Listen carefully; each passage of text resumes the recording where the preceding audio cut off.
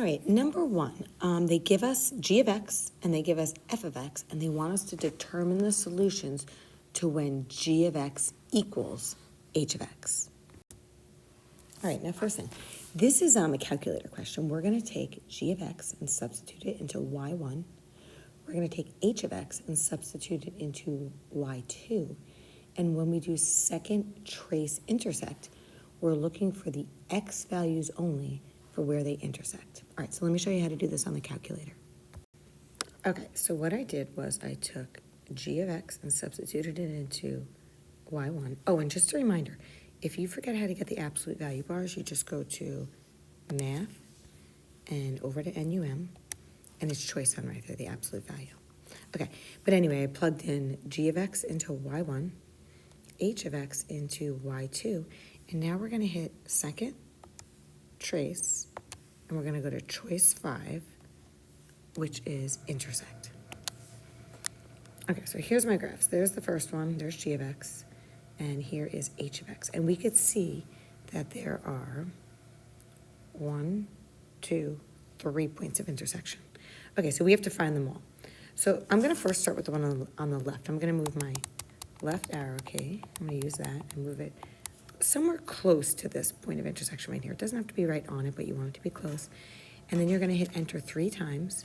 So 1, 2, 3, until you see the word intersection here. So remember, we're only concerned with the x values. So to the nearest tenth, that x value would be at negative 2.2. Okay, so that's going to be our first point, x value of the, that's going to be our first solution, so negative 2.2.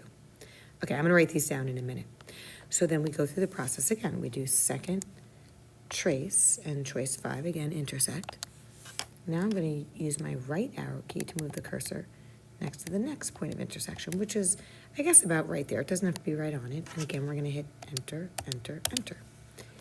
And we could see that right here, the next point of intersection is at negative 0.7. Okay, so to the nearest tenth, it would be at negative, you could write 0.7. All right, let's do it one more time. So second trace, intersect, choice 5. Use your right arrow key and move over to this third one, just near it, and hit enter. And, oh, made a mistake. All right, let's start again. Second trace, intersect. And my cursor's already there, so I'm going to hit enter 3 times. And we could see intersection is at 2 point. Now, this 6 is going to round that 0 up to a 1, so at 2.1. All right, so there we go. So those were our 3 x values.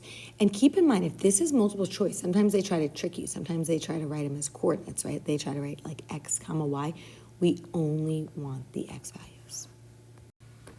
Okay, so for number 2, they give us 2 equations right here and right here.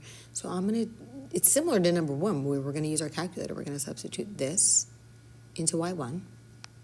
Then we're going to substitute this into y2, and we're going to do second trace intersect. Okay, so I plugged in y1 and y2, and let's do it. Let's hit second trace and then choice 5 intersect.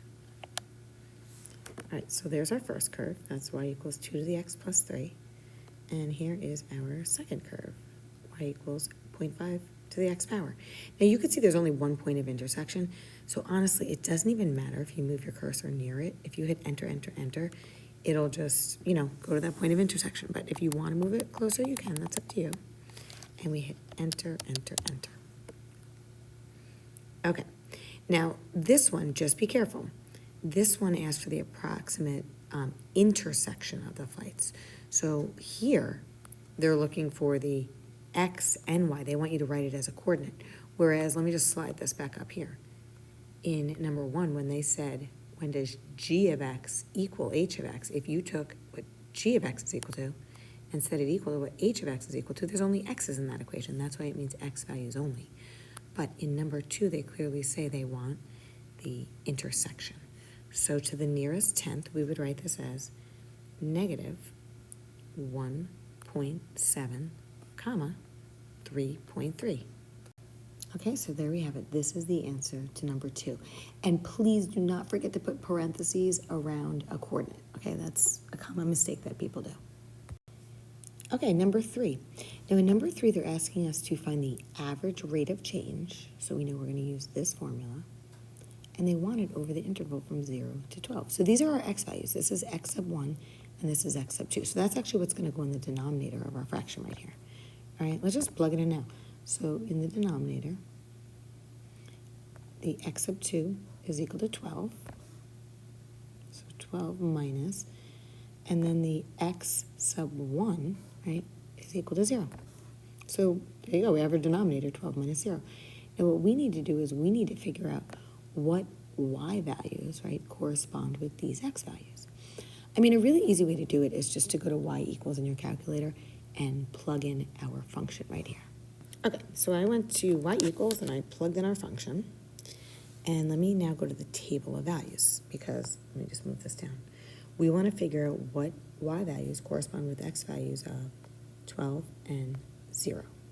Okay, so when I hit second graph, I could see right here the y value that corresponds with the x value of 0 is 164, right? So above this 0 right here, I could write 164. Okay, so that's what went in for the y sub 1. Now, let me just put this minus sign here. For the y sub 2, I want to figure out what y value corresponds with an x value of 12. So let me scroll down to 12. And we could see that we have it right here. It's like 88.517. Now, they only fit so many digits in here. If you want to use more digits on that number, you could always scroll over to it and see how the calculator gives you lots of digits. I'm just going to round it to the nearest 4 decimal places. I'm going to write 88.517. This will round up to a 3. Okay, I don't know what I was thinking because I was not able to put that, and that's not really good to put an arrow here. I'm actually going to erase this and just rewrite it real quick. All right, and now we just have to figure out what this right here is equal to. So you can do that in your calculator, and when you do, they want us to round it to the nearest tenth. So we wind up getting negative 6.3. And if you think about it, it makes sense that it's a negative because isn't the temperature of the tea decreasing over time, right? It's going down. So let's put our units on that too, because the units would be degrees per minute. Okay, so there we have it, negative 6.3 degrees per minute. All right, so there's a next part to this, the second part of this question. It says, explain what this rate of change means in the context of the problem. All right, well, it's just talking about the temperature of the cup of tea. So just to be specific, you could say, if it's a negative, you could use the word decreasing, right? So you could say the temperature of the cup of tea is decreasing by 6.3 degrees per minute. And you want to say on average. This is not a constant rate. That's happening on average over the interval from 0 to 12. So basically over the first 12 minutes. All right, so there you go. It's all written out for you. Okay, so number 4 also deals with average rate of change, but here they say average rate of decay. So that means we're going to use our average rate of change formula, right, which we know is right here. And decay means we're going to wind up with a negative answer.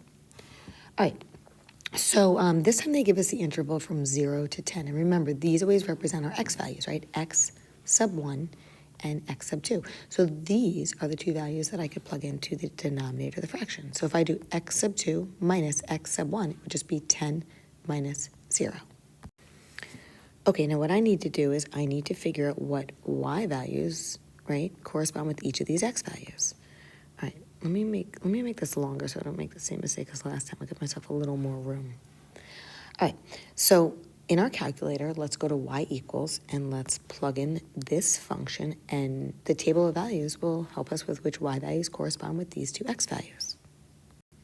Okay, so there's my function, and I'm going to hit second graph.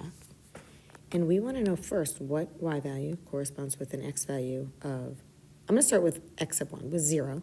So we could see that's 100, right? So after the equal sign here, after the subtraction sign, I could put 100. That's the y value that corresponds with an x value of 0. And now let's figure out what y value corresponds with an x value of 10. So I'm just going to scroll down. And here we have it. Approximately 79 point, I like to always round to 4 decimal places, so I'm going to write 4534. I mean, you could put as many as you want, but I like to round to at least 4. That way when we round in the end, it makes sure that, our answer is sufficient. Okay, so now let's figure out what all of this is equal to. All right, so we could plug it in our calculator, right? And when you do, you wind up getting, remember, we should have a negative number. We know that because doesn't decay mean negative? So we wind up with negative 2.05 to the nearest hundredth. Okay. Now, remember, we always want to include our units. And this one doesn't actually come right out and say the units, so we have to think about this, okay? We're talking about grams. Oops, sorry about that. We're talking about grams per year, right here. So it's going to go down by 2.05 grams per year. All right, so there we have it. Okay, so number 5 wants us to find the inverse function. Remember, this symbol right here means inverse. So when we see that, we want to switch the x and y. Now, isn't f of x a fancy way of just saying y? So since this means y, let's switch that to an x. And then we're going to take this x and switch it to a y. So on the right-hand side of the equation, we'll have 1/2 y minus 2. Okay, and then all we have to do is just solve for y. So let's get rid of this 2 first. We're just going to add 2 to both sides of the equation. So it leaves us with x plus 2 equals 1/2 y. And then, I mean, you could divide both sides by 1/2. I find that a little, harder when you want to divide by a fraction. So usually when I have a fraction, I just multiply both sides of the equation by the reciprocal, which would be 2/1. Which 2/1 is the same thing as just 2. So if you want to make this a 2, that's fine. Okay, so a number and its reciprocal cancel each other out. So 1/2 times 2/1 cancels, leaving us with just y. And then when we distribute, we get 2x plus 4. Now, the only thing we want to do with this is technically we never really had a y to begin with, right? This was in function notation. So we're going to change this y back into function notation. But since this is the inverse, we will use our symbol for the inverse, f inverse of x. And then I'll just bring down this 2x plus 4. Okay, so it looks like that is choice 3. All right, number 6 also deals with inverse, so let's take a look at that. So let's start it off the same way. I'm going to switch this f of x, which technically means y, right? We're going to switch the y to an x. And we are going to switch this x to a y. See, I'm writing the wrong number here. All right, and same thing, let's just solve for y. And we're going to do it the same exact way. We're first going to get rid of this number. So we're going to subtract 4 from both sides of the equation, leaving us with x minus 4 equals negative 2/5 y. And then to get rid of the negative 2/5 in front of the y, we just multiply both sides by the reciprocal. Now, if this is a negative, the reciprocal is still going to be negative, because if you take this and flip it upside down, it's not like we're changing a sign. So we are going to multiply this by negative 5/2, which means we're going to have to multiply this side by negative 5/2. And it makes sense, because if we want to be left with just a y, a positive y, isn't a negative times a negative a positive? Okay, so that's why you keep the sign. So basically, a number and its reciprocal cancel off, leaving us with just y. And now let's just distribute. So negative 5/2 times x is negative 5/2 x. And then negative 5/2 times negative 4 would be positive 10. Okay, you got to multiply those out.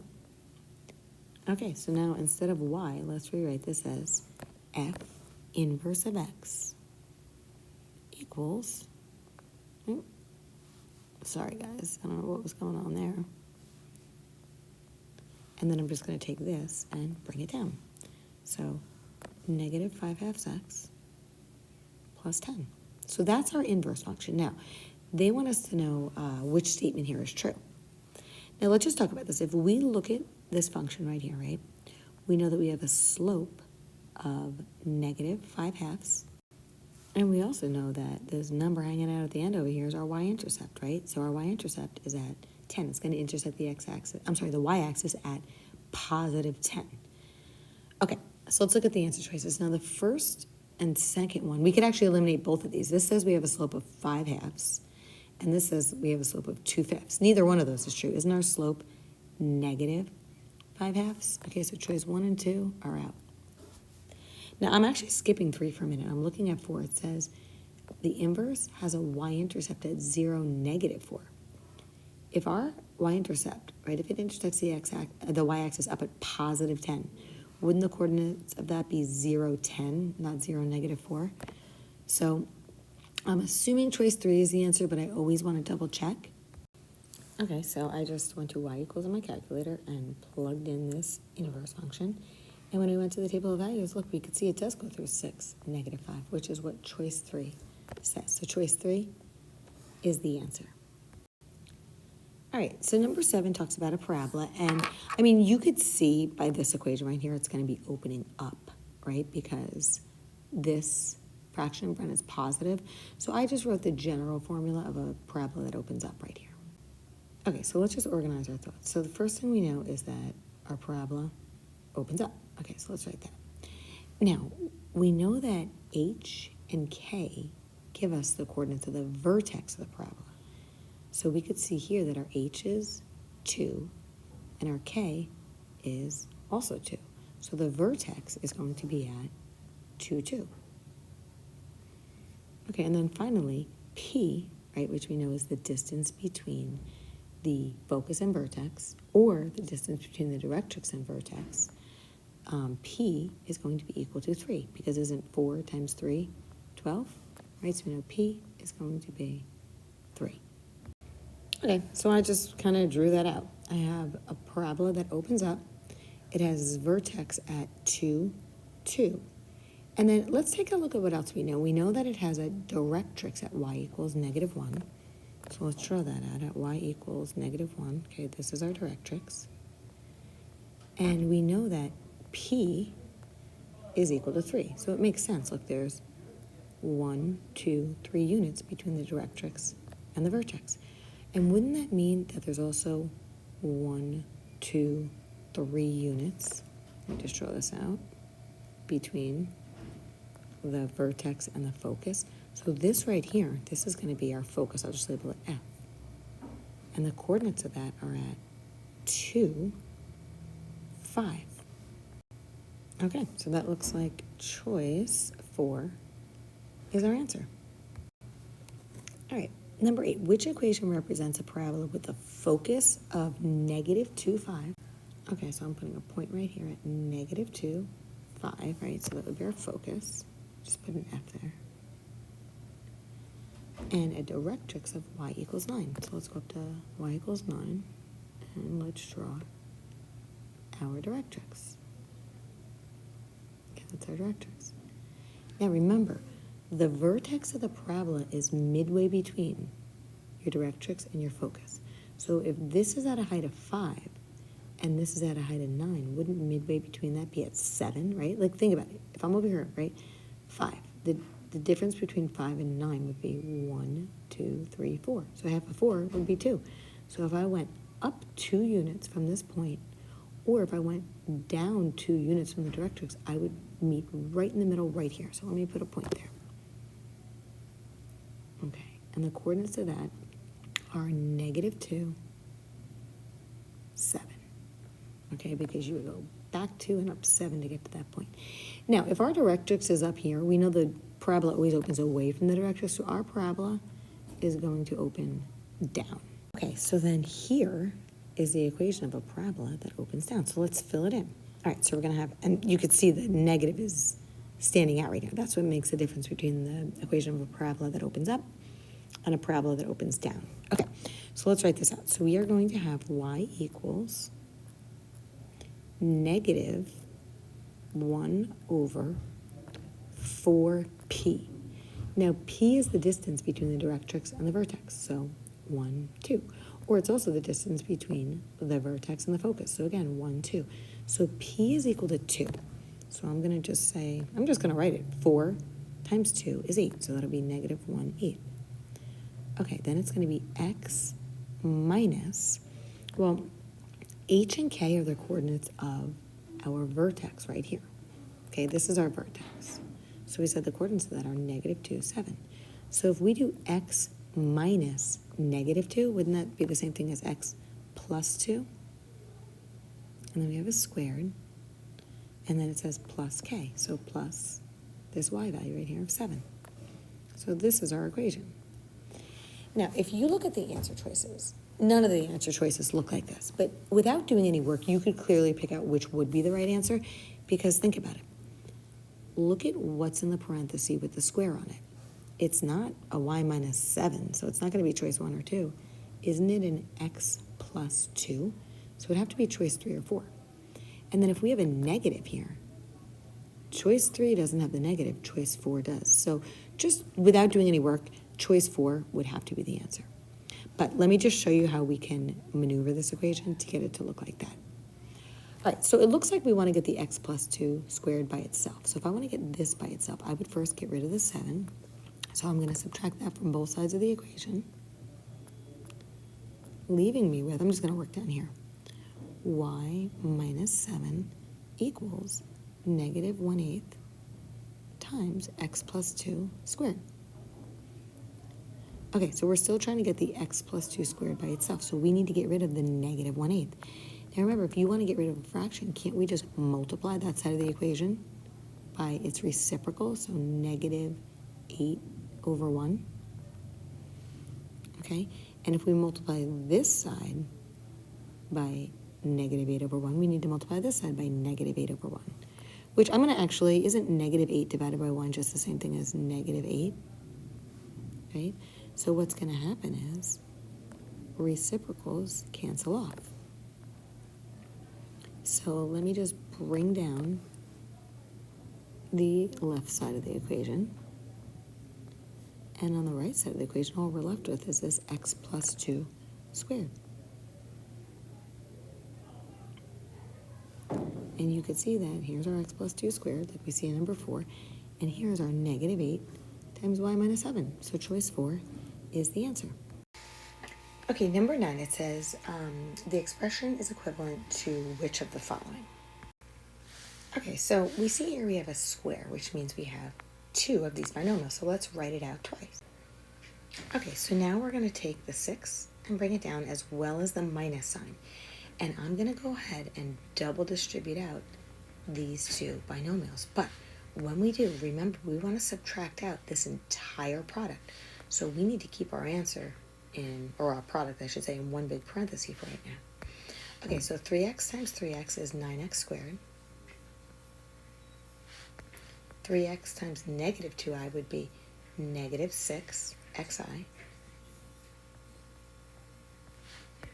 Negative 2i times 3x would be another negative 6xi. And then negative 2i times negative 2i would be positive 4. And then I times I is I squared, so positive 4i squared. Now, from this point, I mean, you can go about it a couple different ways. You could combine your like terms. You can get rid of the I squared. I'm going to just take this negative right here. I'm going to get rid of the parentheses. I'm going to take this negative, and I'm going to distribute it to all the terms within the parentheses. And when we do that, what happens is their signs change. So instead of having positive, negative, negative, positive, this will become a negative, this will become a positive, this will become a positive, and this will become a negative. Basically, when you distribute a negative, all of the signs in the parentheses will change. Okay, so now let's take care of this I squared. Now, if you remember, right, I squared is equal to negative 1. So basically, this is like negative 4 times negative 1. And isn't negative 4 times negative 1 just positive 4? So I'm going to make this a positive 4 at the end. Okay, and let's just bring down the 6 minus 9x squared. And then we might as well, these are like terms, right? 6xi plus 6xi is 12xi, so let's just combine them. Let's make them 12xi. Okay, and then other than that, I mean, the only other thing it looks like we could do is we can combine our like terms, our 6 and our 4, which is 10.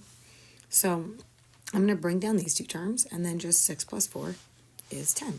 All right, so let's bring down the negative 9x squared, the plus 12xi, and then 6 plus 4 is 10. So that looks like it matches up with choice 1. Okay, number 10, this one could be a little tricky, or I'm going to show you a shortcut way, but I'm going to wait for the end for that because I want us to know how to do this out by hand. All right, so they want to know what value of k would make this equation hold true. So first thing I'm going to do is, since this has a square in it, I'm going to take this and write it out twice.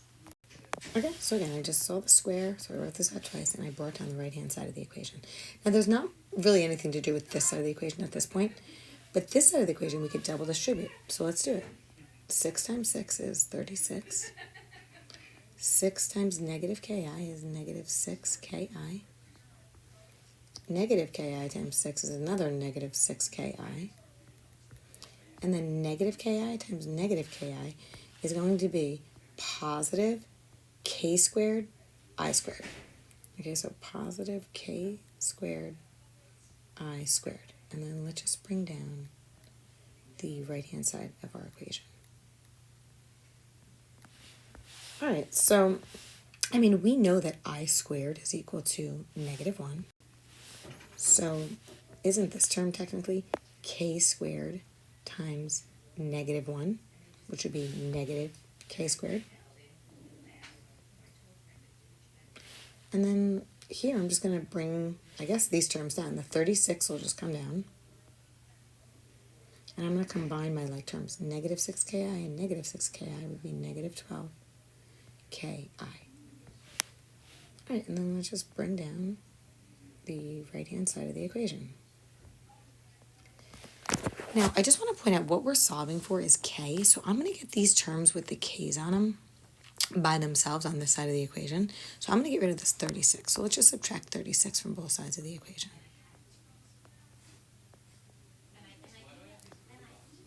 All right, so it leaves me with negative 12ki minus k squared equals, and then over here, 27 minus 36 is negative 9, and I'll bring down the negative 36i. Okay, now the way we have this arranged, I think, you could kind of look at it and say, well, what does k have to be at this point? So when I look at this term on the left matches up with this term on the right with me, because don't they both have i's? So since this says negative 36i, and this says negative 12ki, right? If you kind of like ignore the i's, isn't that basically telling us that negative 12k has to be equal to negative 36? Let me just write that out. Okay, if we look at this, negative 12k should be equal to negative 36, just because they both have i's on them. So if you want to solve this for k, right, can't we just divide both sides of the equation by negative 12? So that would leave me with k equals 3. Now, let's see if that makes sense when it comes to lining up these two terms. I think the easiest way to see it is just take the 3 and plug it in for k. So here, you could kind of ignore the negatives because we see they're both negatives. So basically, wouldn't that mean that k squared and 9 should be equivalent? So if we take 3 and plug it in, isn't 3 squared equal to 9? So if we plug in 3 for this k, these two terms match up as well. So k would be equal to 3. So choice 3 is the answer. Now, I did tell you there's a little shortcut and there's a way you could check this. And with math, you always want to be able to check your work.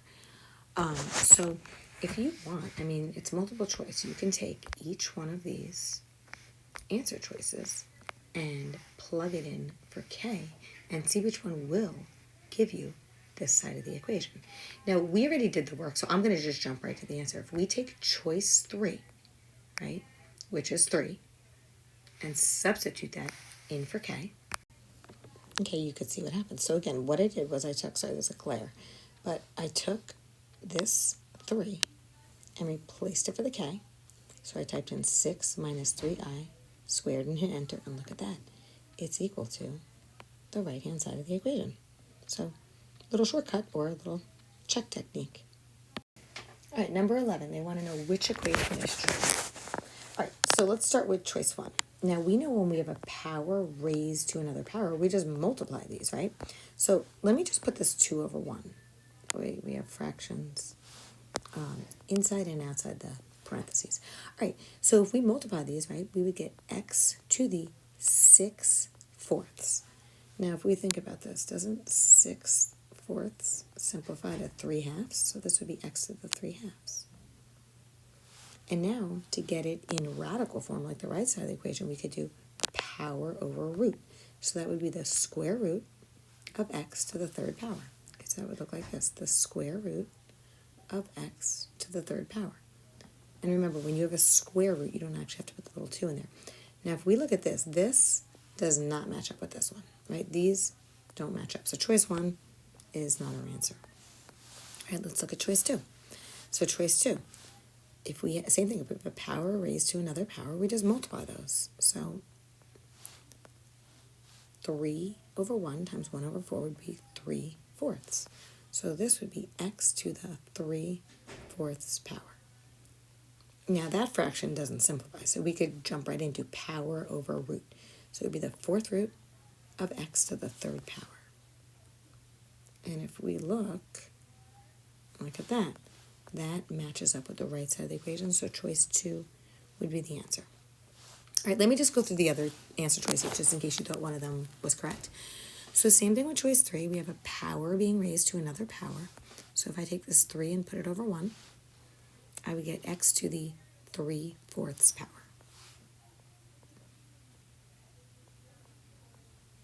So if we put it in radical form, we would have the 4th root of x to the 3rd power, which is not what this says. Okay, these don't match. So this one doesn't work. And then finally, choice 4. Oh, this one's actually different because here, you're not raising a power to another power like we did in 1, 2, and 3. We're multiplying 2 terms with the same base. So if we multiply 2 terms with the same base, we have to add the exponents. All right, so let me just put this 2 over 1. Here, I'm going to do this off the side. If I add 2/3 plus 2 over 1, when you add fractions, you have to find a common denominator. So I'm going to multiply the second fraction by 3 over 3. That way, both fractions have a denominator of 3. So then 2/3 plus 6/3, right, would give us 8/3. All right, so what that means is I could rewrite this as a single term of x to the 8/3 power. And now, if we write that in radical form, we use our rule power over root, it would be the cube root of x to the 8th power. Okay, which does not match up with the right side of the equation, so choice 4 is out as well. So choice 2 was the answer. Okay, so number 12 wants to know which expressions are equivalent to 1 divided by, so 1 over, the cube root of m. Okay, so we want to work with each of these expressions and see which of them will lead to this in the end. All right, so if we start with this one right here. Okay, let me just go like this and work with this right here. Now, I know I don't see an exponent on this m, but we know that it would be m to the 1st power. So if we use our rule of power over root, 1 is our power and 3 is our root. So we could rewrite this as m to the 1/3 power. And that would be over m to the, well, same thing, power over root. So 2/3 power. Now, this one, we want it when we're dividing 2 terms with the same base, we want to subtract the exponents. And this one's kind of easy because they already have a common denominator. So 1/3 minus 2/3 would be negative 1/3. So that leaves us with m to the negative 1/3. All right, now if we have a negative exponent, we want to take that and move it down to the denominator of the fraction, right? So I'm going to take this term that has the negative exponent on it and move it down to the bottom of the fraction. And what that does is it makes our exponent positive. And by doing so, right, this technically there's like a 1 in front of this m. I'm just going to take the 1 that did not have a negative exponent on it and keep it on the top. Okay, so now we want to get this in radical form and see if it looks like this.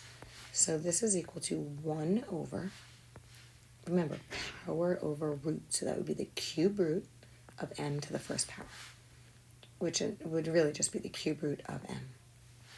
And if you look here, this matches up with this. So choice 1 looks good so far. So I'm going to pull a check mark. Now, if you take a look at choice 2, you actually do not even have to do any work because look at this. Doesn't this in choice 2 match up with our very first step of what we did in choice 1? So choice 1 works. Choice 2 also has to work. Oh, that's a check mark. Okay, now don't be tricked by number 3. Number 3 does not say this. It does not say m to the negative 1/3 power. If it did, if we had a negative exponent, we'd move it to the denominator and it would look like this. But this is just the negative variable. It's just negative m to the 1/3 power. We don't move a negative term to the other side of the fraction bar. We only move a term with a negative exponent like this to the other side of the fraction bar.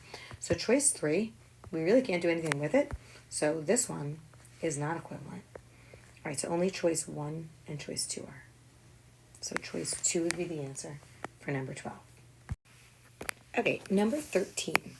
So we want to know which of these answer choices is equivalent to this original expression. Now, I know a lot of you guys like to start this off by taking this power and raising the numerator's power and the denominator's power to the negative 1/2 power. If you want to do that, you would just multiply 2 times negative 1/2 and then 5/6 times negative 1/2. Personally, I find it usually a little quicker if we first take what's in the parentheses and make it into one term. So let's think about this. Aren't we dividing 2 terms with the same base? So if we're dividing 2 terms with the same base, what we do is we subtract the exponents. So let's figure out what 2 minus 5/6 is equal to. All right, I'll do it off to the side here. So 2 over 1 minus 5 over 6. All right, so we have to find a common denominator. So since this has a denominator of 6, let's multiply top and bottom of the first fraction by 6. And now we have 12 over 6 minus 5 over 6. So isn't 12/6 minus 5/6 equal to 7/6? Okay, so what we did was I'm taking these 2 terms within the parentheses and I made them into one term. So this will leave me with x to the 7/6 power. And that's within our parentheses. So we still have that negative 1/2 hanging out on the outside. Let's make that negative bigger. Okay, so now if we have a power raised to another power, now we can multiply these. So 7/6 times negative 1/2 would be negative 7/12. So I'm going to rewrite this as x to the negative 7/12. Okay, all I did was I multiplied 7/6 by negative 1/2, and this is what I got. Now, just like in the last one, we have a negative exponent, and we don't want to leave ourselves with a negative exponent. So basically, all we do is we take that term and we move it to the denominator of a fraction. Okay, so when we do, in the denominator, that's going to become x to the positive 7/12. And then technically that 1 that, had the 1 to the positive first power that was in front of the x, that's going to stay on top of our fraction. Okay, now if we look at all the answer choices, they have radicals in the answer. So we want to get this in radical form. So if we use power over root, we can rewrite the denominator as the 12th root of x to the 7th power. Right, so we're going to rewrite this. We're going to leave the numerator alone, so it's going to be 1 over, and then again, the 12th root of x to the 7th power. All right, so if we look, that matches up with choice 1. Number 14 wants us to find the solutions to this given equation. Now, if you notice, this right here is a fraction. So what we want to do is we want to make everything else into a fraction. I mean, you could either individually put the x over 1 and the 3 over 1, or you could just put the whole thing over 1, but don't forget to put this side of the equation over 1 as well. Okay, now we can see that this right here, x minus 1, is going to be our common denominator, because we could easily get these two denominators to say x minus 1. We could just multiply the bottom of the fraction by x minus 1 to get it there, and if we do that, we have to do the same thing to the top of our fraction. So we're going to do that with both of these two fractions. Okay, I'm just multiplying the top and bottom by x minus 1. And then when you do, you see that all three denominators say x minus 1. So now since they all have the common denominator, let's just cross them right off. And we're going to solve this equation right here that we're left with in the numerator. Okay, so I'm rewriting x minus 1. Now, I know that this x plus 3 doesn't have parentheses, but because it's a binomial, we want to multiply this entire x minus 1 by this entire x plus 3. So when I bring it down, I need to put the parentheses. And then we're just bringing down the minus 4, and the equals 5 times x minus 1. All right, so let's solve it. So here I have to double distribute, so that'll give me x squared plus 3x, and then minus x minus 3. And I'll bring down the minus 4, and when I distribute the 5, I get 5x minus 5. Okay, now from here we know we need to do two things. We need to get one side of the equation equal to 0, so I'm going to get rid of these two terms, and then we have to combine our like terms. So I'm going to subtract 5x from both sides and add the 5. Okay, so I'm going to subtract 5x over here as well and add 5. All right, so on the right side of the equation, that all cancels off, right? Leaving us with nothing. All right, now this x squared has nothing to combine with, so I'm just going to bring down the x squared. And then if I combine positive 3x, negative 1x, and negative 5x, right, that'll combine to give me negative 3x. And then if I combine my numbers, I have negative 3 minus 4, which is negative 7, and negative 7 plus 5 is negative 2. Now, I mean, you could try to factor this, but there are no two numbers that multiplied in negative 2 and add to negative 3. And if you look at the answer choices, you could see through all of them that we're going to be using the quadratic formula. Okay, so I put it over here to the side, and I'm just going to plug in my numbers. We know A is 1, B is negative 3, and C is negative 2. So let's just plug it in. Now you want to keep it in equation, so make sure you write x equals, and then negative b, so negative 3 would be positive 3 plus or minus the square root of b squared. So you could either put negative 3 in parentheses and a square on the outside, or you could just write 9, right? Isn't negative 3 squared just 9? Minus 4 times a, which is 1, times c, which is negative 2, and that whole thing is going to be over 2 times a, so 2 times 1. All right, so let me work this way. So I'll have x equals 3 plus and minus the square root of, well, 9, and then technically plus 8 would be 17. So it's radical 17 over 2 times 1, which is just 2. All right, now this number under the radical, it doesn't break up. I mean, you could break it up into radical 1, radical 17, which is 1 radical 17. So this isn't going to change. So this really is our final answer. And if you look at the answers at the top, they just broke it up into 3 over 2 plus and minus radical 17 over 2. So choice 1 would be the answer. Okay, so number 15, they want us to find a solution of this equation and express it in a plus bi form. And then once we do, they want us to find the value of b. So basically whatever is in front of the I. All right, so let's go for it. Now the first thing I'm going to do is I'm going to take this 2 and I'm going to distribute it into the parentheses. Okay, so when I do, that's going to leave me with 4x minus 2 equals 5x squared. Now, we need to get one side of the equation set equal to 0. That way we could either factor, use a quadratic formula. But I like, since this is a positive, 5x squared, I'm actually going to take these two terms and move them to the right. Now, I'm just going to verbally do this because at this point in math, I think we can handle doing this, right? So the 5x squared is going to stay on the right side of the equation. And then if I'm moving a positive 4x to the right, doesn't it become a negative 4x, right, if you move it to the other side of the equation? And if I'm moving a negative 2 to the other side of the equation, doesn't it come over here and become a positive 2?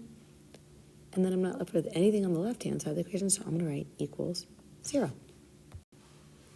Okay, now, when I see this, I mean, it clues me in as to, I'm going to just jump right into the quadratic formula, but even if you tried to factor two numbers that multiply to 10, positive 10, and add to negative 4, there's nothing. It's not going to factor for us. So let's just jump into the quadratic formula.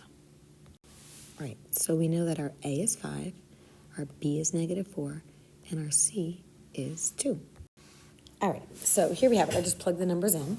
Okay, and I think we're all pretty good with that, right? So negative 4 would be positive 4. And then this is our b squared minus 4 times a, which is 5, times c, which is 2, over 2 times a, so 2 times 5. And now we want to figure out what this is equal to underneath the radical. Okay, so basically 16 minus 40 would be what? Negative 24. So we'll have x equals 4 plus and minus radical negative 24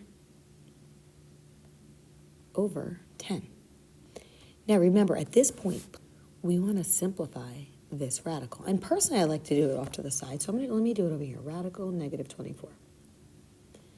Now, because of this negative right here, I'm just going to put a radical negative 1. So then all we're technically simplifying is radical positive 24. So 24, let's see, is not a perfect square, so I'm going to break that up into two separate radicals. And the biggest perfect square that divides evenly into 24 is 4.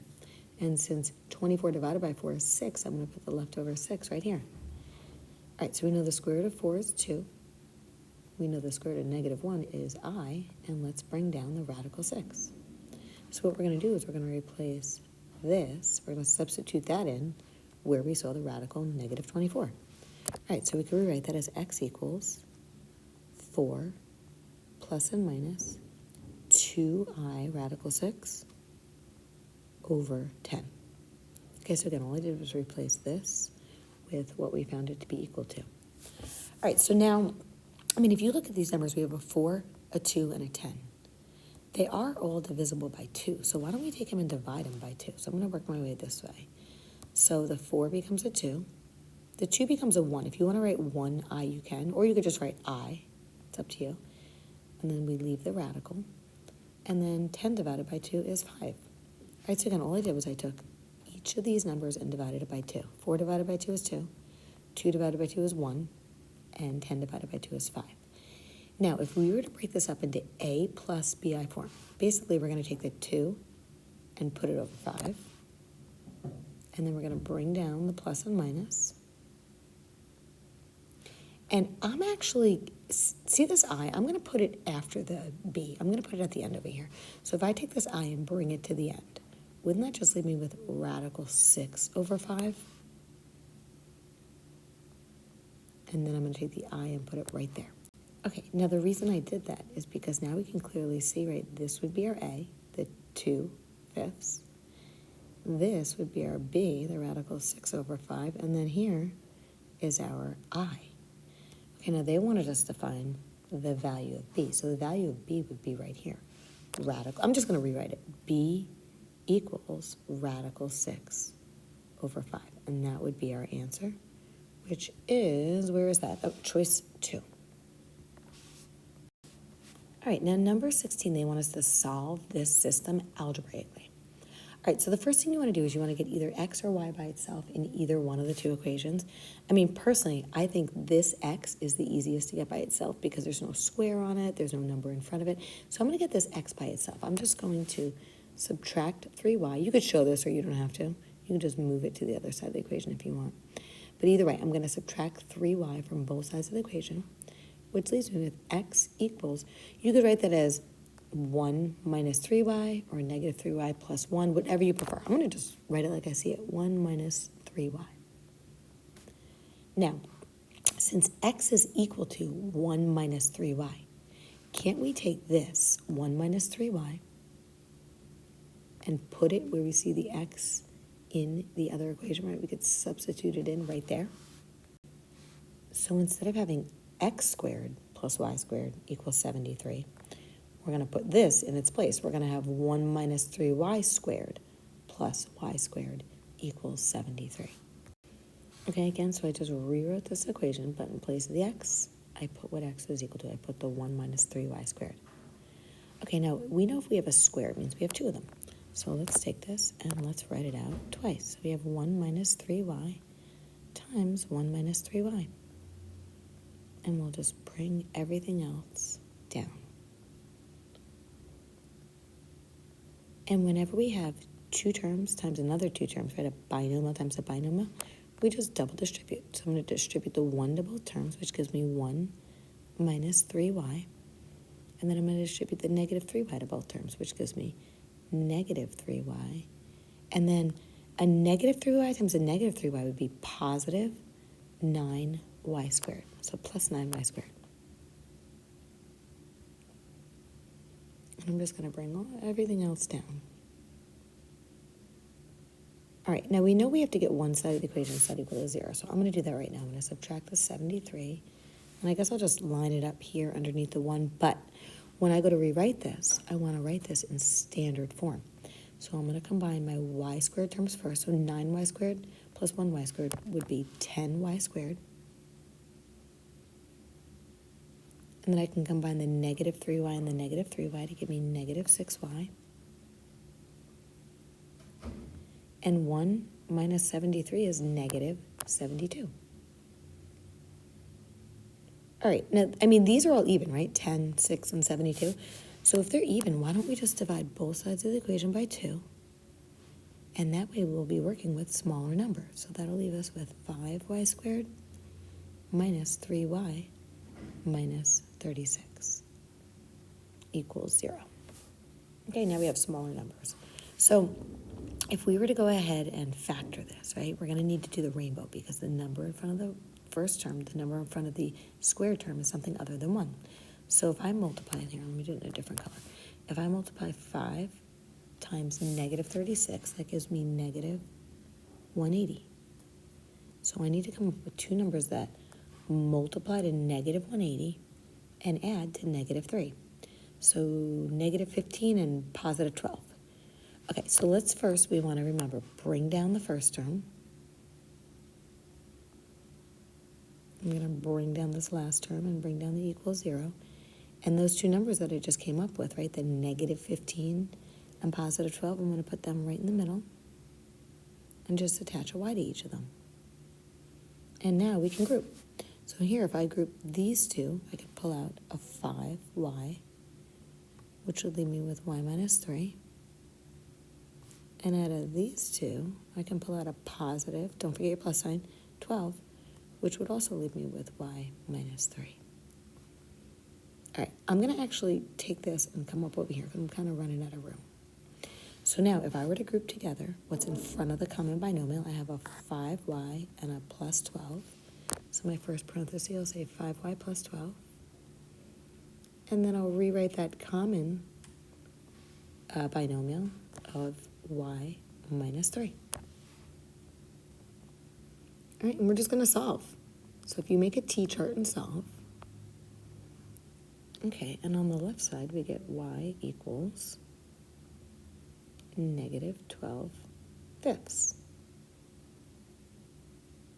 And on the right side we get y equals 3. Okay, and by the way, if you would like to show the work for this, you can. You can just take this and set it equal to 0. I'm just doing it off to the side. And you can subtract 12 from both sides, leaving us with 5y equals negative 12. And then just divide by 5, which leaves us with, right here, negative 12 fifths. But you don't have to show this. We know y is equal to the negative of what's here divided by what's in front of the y, right? Same thing here. Y is equal to the opposite sign of what's here. And then technically, if you divide by 1, it stays the same. So it's just 3. But this is the shortcut. All right, now, Now that we know the y values, right, there's also x's in these equations, so we need to figure out what x values correspond with these two y values. Now, I'm going to use this equation right here.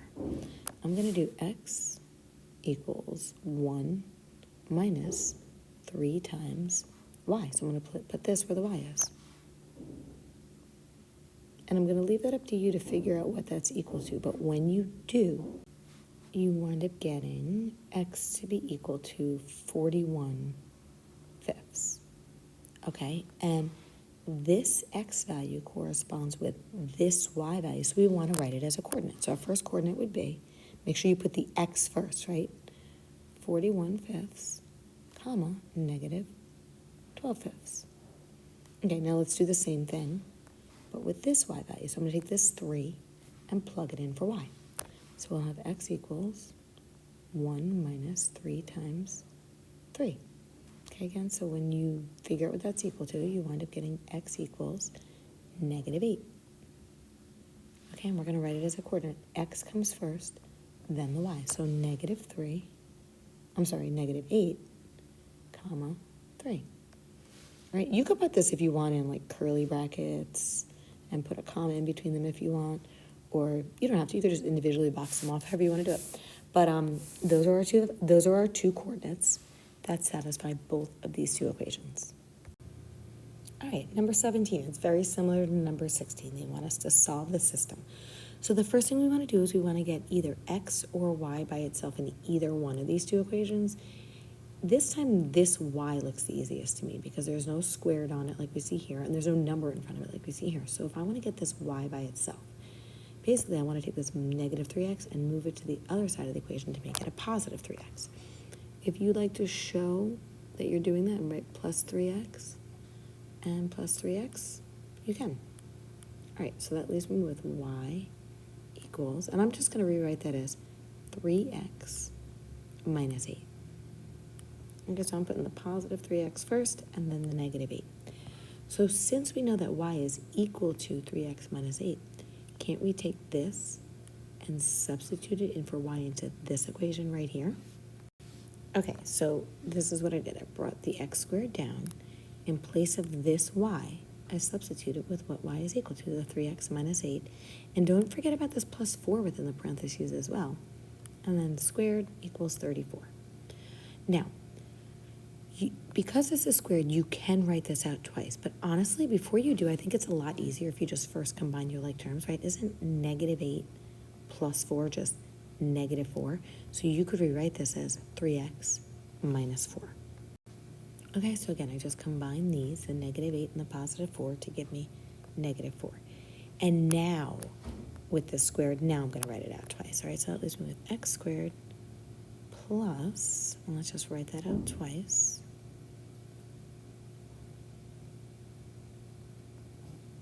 and bring down the equals 34. So really all we're doing is just solving this equation. All right, so let's double distribute. So first I'll bring down the x squared, and then when we double distribute, we get 9x squared minus 12x minus 12x plus 16, and bring down the equals 34. All right, so we know we have to get this side of the equation set equal to 0, and then we have to combine our like terms here. So let me subtract 34 from both sides of the equation, and let's combine our like terms. All right, so x squared plus 9x squared is 10x squared. Negative 12x and negative 12x would be negative 24x. And then 16 minus 34 would be negative 18. Actually, just like the last problem, look at this. They're all even. So if they're all even, let's just take them and divide by 2. I'm going to divide both sides of the equation by 2. All right, so when I do, it leaves me with 5x squared minus 12x minus 9 equals, and 0 divided by 2 is just 0. I'm just going to move this minus sign up. That looked like, I don't know what that looked like. All right, so we're just going to do the rainbow, okay? Because we have a number other than 1 in front of our first term, we need to come up with two numbers that multiply to negative 45 and add to negative 12. All right, so let's see, that would be what, negative 15 and positive 3. So I'm going to bring down my first term. I'm going to bring down the last term as well as equals 0. And we said negative 15 and positive 3. And we have to attach x's to each of those because our middle term has an x. All right, let's just group. So if I group together these first two terms, I get 5x, which leaves me with x minus 3. And if I group together the next two terms, I take out a positive 3, which also leaves me with x minus 3. And now I can group together my 5x plus 3 as my first factor. And I'll bring down that common binomial of the x minus 3 as my other factor. All right.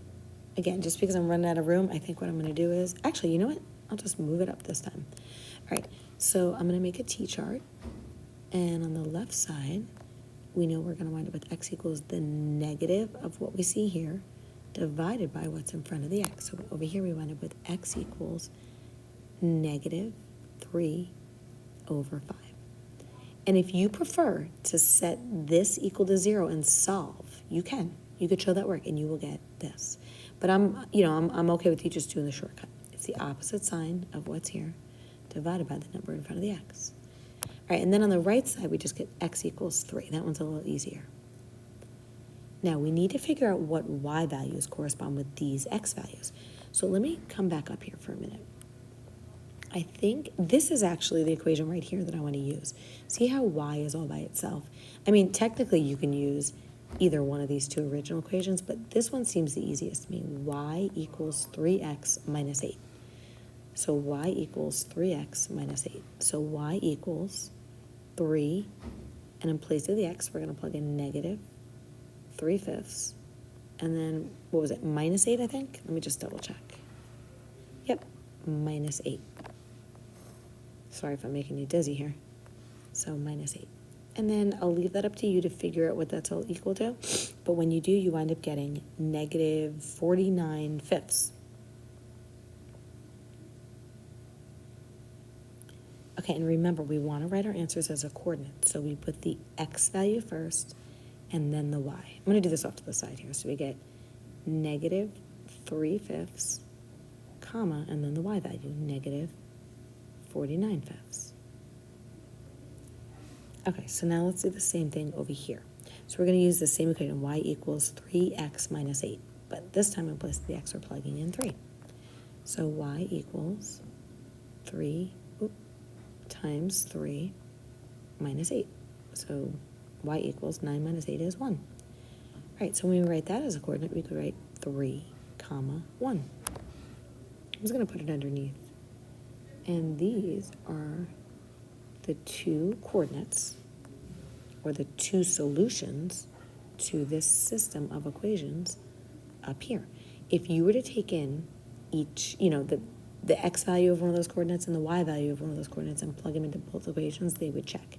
And both of those coordinates would check in both of these two equations. All right, so let's take a look at number 18. Now you could see here we have a 3x3 system where we have 3 equations with 3 variables. And I always like you guys to first do this in the calculator just to make sure you have the right answers before you get started. All right, so let's make a matrix in our calculator. All right, so we're going to hit second and then matrix right there. And we're going to go over to edit and hit enter. Now, your calculator, like mine, might already say 3x4. If so, you could just hit enter and get right past this. But if not, just type in 3, enter, and then 4, enter. And then to plug in the numbers, we're going to look at our equation. Look at the first equation. It goes 2, 5, 9, 5. So that's what we're going to plug in. 2. You can type right over the numbers that are there. Enter. 5, enter. 9, enter. 5, enter. Okay, then let's look. The next row goes 2, negative 4, negative 9, negative 4. So 2, enter, negative 4, enter, negative 9, and negative 4. And then we're on the last row. So 3, 1, negative 1, 7. So 3, 1, -1, and 7. Okay, so now from here, remember, you have to quit off this screen, okay? Don't try to go back into matrix yet. You want to first hit second mode, and you're on a home screen. So now you're going to hit second, and then the matrix button again. And this time we're going to go over to math, and I find it faster to scroll up than down until you see R, R, E, F. Now, some people on accident hit enter again. Please don't do that. You have to go back into matrix, right? Second matrix for a third time and tell your calculator, look, this is the matrix I'm choosing. So just hit enter. And when you hit enter again, there are your answers. -2, 9, and -4. And it goes right in order. Okay, see how this goes? X, Y, Z. X equals -2. Y equals 9. And Z equals -4. Okay, so now that we know our answers, right, here they are, now we could do the work algebraically. And I think it's always a good idea to know your answers ahead of time. That way, as you're doing the problem, you know whether or not you're doing it correctly or if you made a mistake. All right, so let's first label our equations. I like to just label them always A, B, and C. And also, please make sure you label your steps, like step 1, step 2, just because there's a lot to these and you want to make sure that, whoever's grading your paper can follow right along with whatever order you went in. Okay, now in step 1, we want to line up any two equations, and you might need to multiply an equation by something, but we want to try to get either the x's, the y's, or the z's to cancel. Now, I'm looking here. I think I'm just going to line up equation A and B, because see how we have a positive 9z and a negative 9z? Those will cancel right off for us. So, you may go about this a totally different way, but I'm going to line up equation A and B. And again, the reason I lined up these two equations is because the z's so nicely cancel for us. Now, please make sure you write down which equations you're using. Okay, that way it's easy for whoever's grading it, which in class will be me. All right, and then let's add them together. So 2x plus 2x is 4x. 5y minus 4y is positive 1y, so plus y. And then equals 5 minus 4 is 1. Okay, and I'm going to label that D. I want to give it a new label because we're going to need to use that equation soon. Now, whichever variable you canceled off in step 1, which I chose z's, you have to cancel off that same exact variable in step 2. Okay, so if I canceled off the z's, I do not want to cancel off the x or y's right now. I have to stick with the z's. Now, I'm actually going to line up equation A and equation C, because here, if this is a positive 9z, can I multiply equation C by 9, and then that'll be a negative 9z, and they'll cancel? Okay, so I wrote down equation A, and since I'm multiplying equation C by 9, I put a 9 in front of this to say, look, I'm multiplying all of these by 9. Okay, so 9 times 3x is 27x. 9 times y would be positive 9y. 9 times negative 1z would be negative 9z, and that's what I wanted to happen, right? So that those cancel. And then 9 times 7 is 63. Okay, and now I can add these equations together. So my z's cancel, and that's going to leave me with 2x plus 27x is 29x. And then, I just combined those, and then 5y plus 9y would be 14y.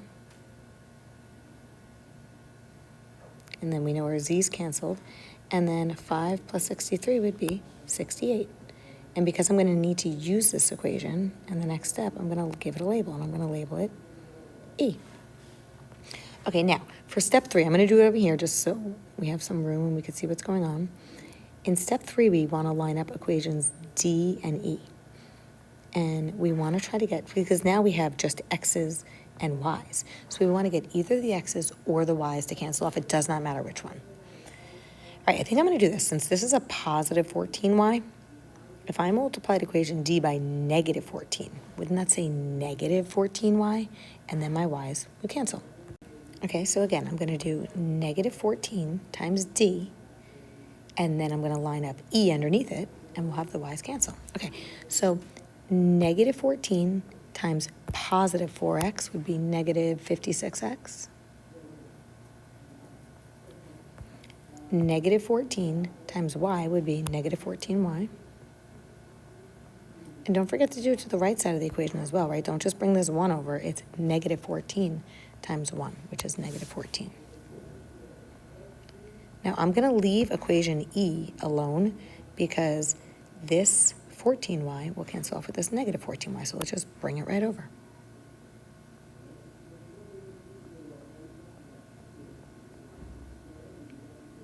And now when we combine these two equations, the y's cancel. Okay, so then let's just combine our like terms. So negative 56x plus, that's a 9 by the way, 29x would be negative, what, 27x.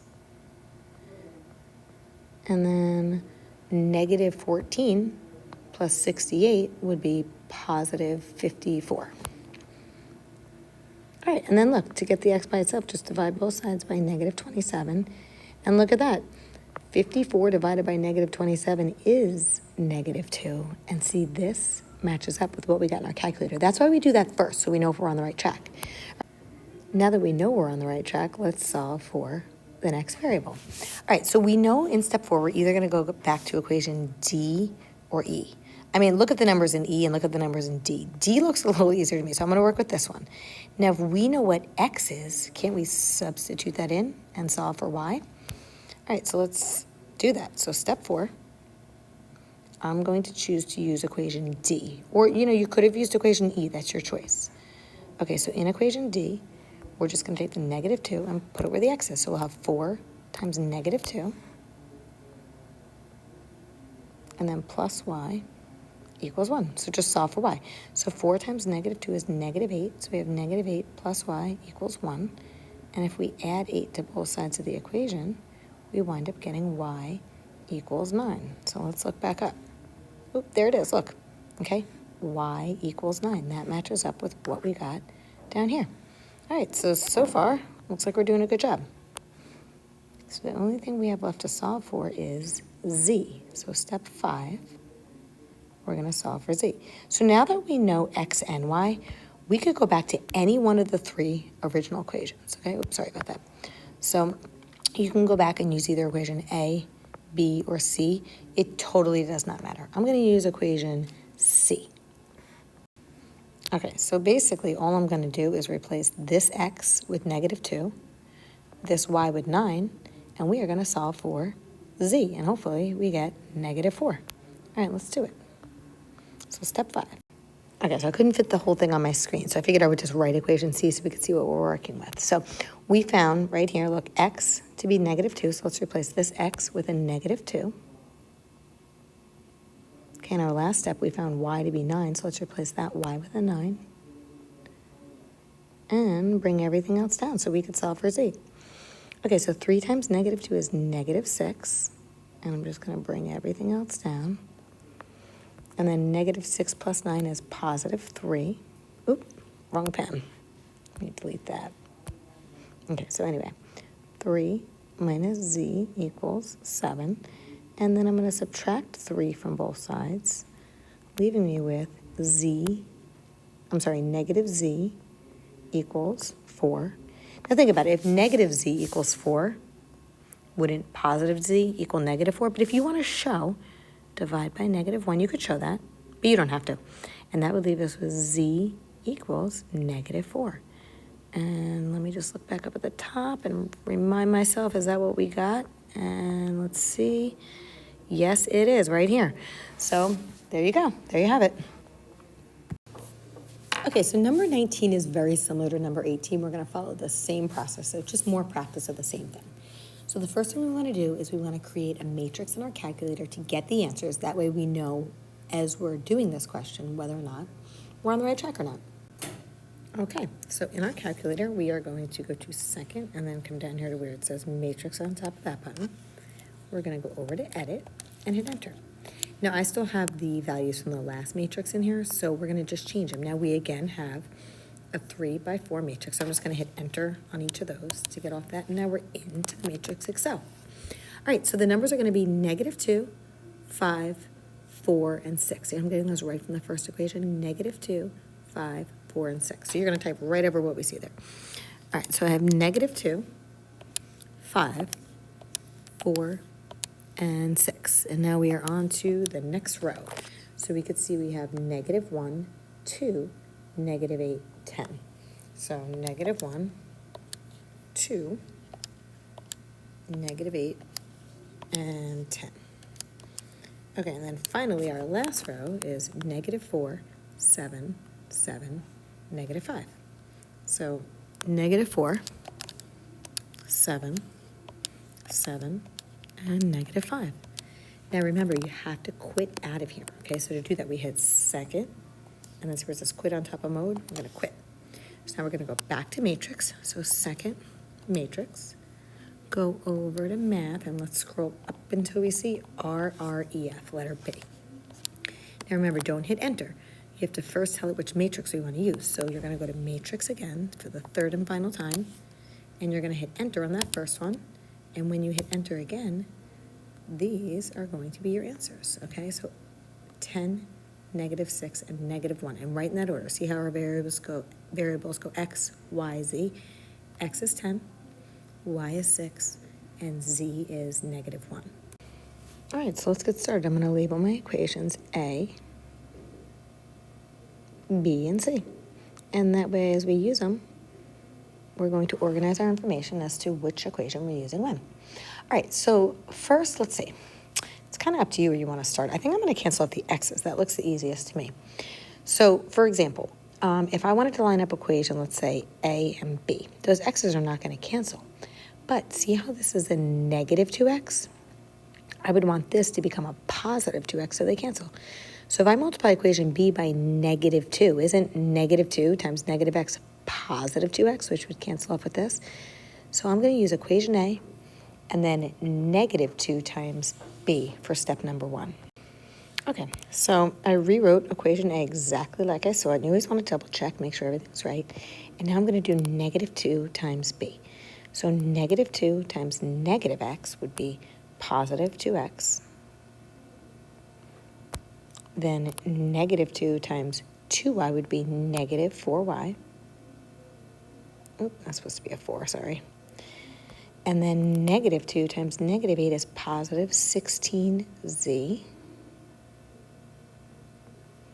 And then don't forget about this side of the equation. -2 times 10 is -20.